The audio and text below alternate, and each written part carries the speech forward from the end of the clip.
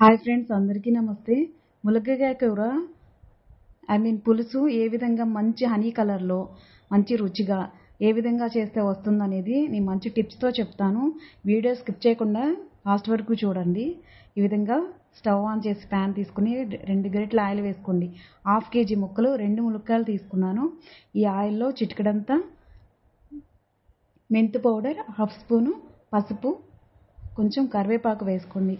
ఈ విధంగా దోరగా ఫ్రై చేసుకుని ఇప్పుడు కట్ చేసి తీసుకున్న ఆనియన్స్ ముక్కలు కొంచెం కొంచెంగా మొత్తం వేసుకుని ప్లేట్ మట్టి 10 మినిట్స్ మగ్గించుకోండి. ఆయిల్ అనేది మీరు తీసుకున్న ముక్కల క్వాంటిటీని బట్టి వేసుకోవాలి. రెగ్యులర్గా చేసుకునే కూరే కదా, ఏం చూస్తాంలే అని అనుకోకండి. ఎవరు ఏ పద్ధతిలో చేస్తే మంచి టేస్టీగా వస్తుందో అనేది చూస్తేనే కదా తెలుస్తుంది. ఆనియన్ ముక్కలు గోల్డ్ కలర్ చేంజ్ అయ్యే వరకు మగ్గించుకోవాలి. ఇలా కలర్ చేంజ్ అయితే మంచి కూర హనీ కలర్ అనేది వస్తుంది. ఇప్పుడు కట్ చేసి తీసుకున్న ఈ ములక్కాయ ముక్కల్ని వేసుకుని మరొక 10 మినిట్స్ మగ్గించుకోవాలి ప్లేట్ పెట్టి. చూసారు కదా, ఈ విధంగా ముక్కలు ఇప్పుడు సాఫ్ట్ అయిపోయాయి. ఇప్పుడు మనం దీనిలోకి రుచికి సరిపడినంత సాల్ట్ వేసుకుందాము. నేను 1.5 స్పూన్ వేసాను. 1/2 kg ముక్కలకి 1.5 స్పూన్ కరెక్ట్గా సరిపోతుంది.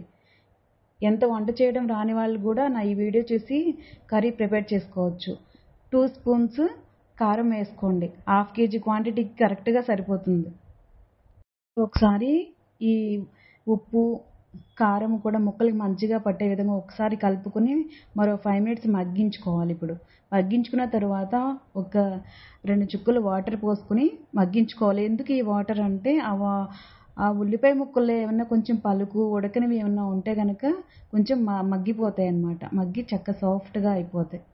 ఇప్పుడు ముందుగా రెడీ చేసి పెట్టుకున్న చింతపండు గుజ్జుని ఈ విధంగా స్ట్రైన్ చేసి తీసుకున్నాను. దాన్ని ఇప్పుడు దీనిలోకి యాడ్ చేసేసుకున్నాను. ఒకసారి మొత్తం కలిసే విధంగా కలుపుకుని మూత పెట్టి మనకి చక్కటి కన్సిస్టెన్సీ వచ్చే వరకు గ్రేవీ ఉడికించుకోవాలి.